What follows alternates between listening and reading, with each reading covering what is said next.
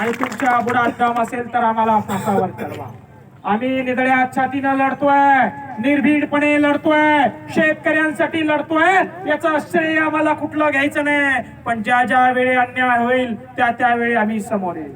मुख्यमंत्री साहेबांना विनंती आहे, इकडं देखील थोडं लक्ष असू द्या. आणि त्या मित्तल कलेक्टरला मी सांगतो, त्यांनी गुन्हा दाखल करायला सांगितलाय. जर का शेतकऱ्याच्या वाट्याला गेला, जर का शेतकऱ्याच्या कमरड मोडण्याचं काम केलं तर उद्याचं आंदोलन या कलेक्टर ऑफिस मध्ये मित्तल मॅडमच्या दालनामध्ये होईल, हे आज या ठिकाणी मी जाहीर करतो. आणि आपल्या सर्वांच्या वतीनं इथल्या तहसीलदारांना विनंती करतो की आमचं हे निवेदन आपण स्वीकारावं आणि आमच्यावर झालेल्या अन्यायाला या ठिकाणी आपण थांबवावं. न्याय देवतेला या ठिकाणी आपण गुहार केलेली आहे. इथल्या प्रशासनाला देखील आपण गुहार करतोय की शेतकऱ्यांवर होणारा अन्याय तात्काळ थांबवा. शेतकऱ्यांचे थांबवलेले मस्टप तात्काळ सुरू करा.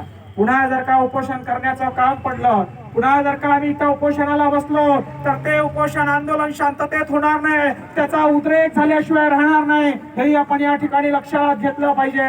आणि भोकरदन मध्ये पडलेली ही पहिली थिणगी आहे. या भोकरदनचा, या जालन्याची पडलेली ही थिणगी पूर्ण मराठवाड्यामध्ये, पूर्ण महाराष्ट्रात गेल्याशिवाय राहणार नाही.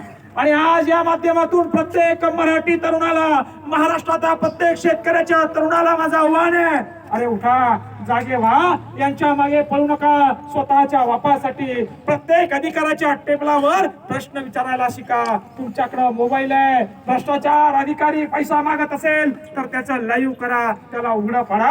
आणि अशी सिस्टम ही सुधारल्याशिवाय राहणार नाही. सरकार याला जबाबदार नाहीये, आपण शांत बसलोय, आपण सहन करतोय, म्हणून आपण या ठिकाणी जबाबदार आहे. पुन्हा एकदा मी आपल्या सर्वांचे या ठिकाणी धन्यवाद व्यक्त करतो की आपण या उद्रेक मोर्चामध्ये, अन्याय मोर्चामध्ये सामील झाला आणि या प्रशासनाचे डोळे उघडण्याचे काम या ठिकाणी आपण केले. मी आपल्या सर्वांच्या वतीनं तहसीलदाराला विनंती करतो की आपण या ठिकाणी यावं, शांततेमध्ये आमचं निवेदन स्वीकारावं आणि आम्हाला परवानगी द्यावी. जय जवान जय किसान.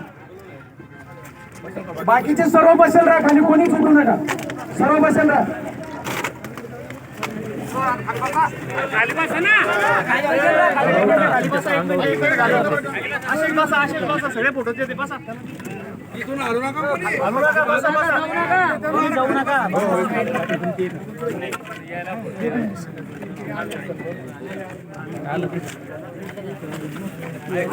निवेदन बरोबर आहे का?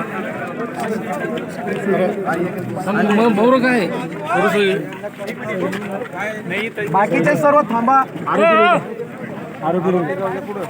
बाहेर उद्या, बाहेर उलट्या साईडला फिरा तुम्ही, उलट्या साईडला फिरा, उलट्या साईड, हा या साईडला फिरा तुम्ही, पलीकडे साईडला. गुंडा कुठे गेला? तहसीलदारने कर्मचारी हो, गुंडे कुठे गेले? गुंडे आराम करू लागलो बाबा.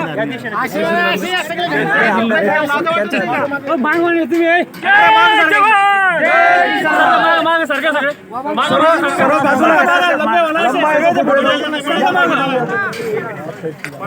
मध्ये पायावर पाय पडणार ना बाबा. अरे लाईव्ह करणार राहिले एकीकडे, तुम्हीच मध्ये घुसून राहिले. एक मिनिट सारखं जे जे आरोपी राहू द्या बाजूला. या पुढे सर तुम्ही मागे वा ना, या मागे या थोडं. आरोपी कुठे अजून? घ्या फोटो घ्या. लांबून घ्या, लांबून थोडा लांब सगळ्याच घ्या, लांबून घ्या. इमरान भाई सबका ले जरा. घ्या थोडं. ओ यार फोटो घ्या, फोटो घ्या, त्याला फोटो समोर निवेदन घ्यायला या सर. सगळ्याच घेऊ द्या, दमनी तेवढा घे.